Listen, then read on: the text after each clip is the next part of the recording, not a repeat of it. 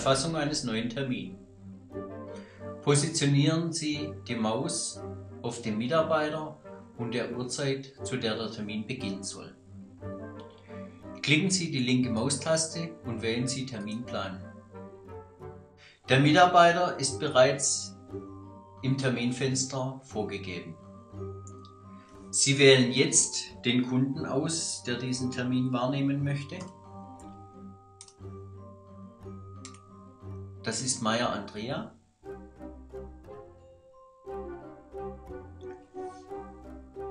Wählen die Dienstleistung, die die Kundin gerne haben möchte, und bestätigen mit Termin übernehmen. Der Termin wurde ins Terminbuch eingetragen.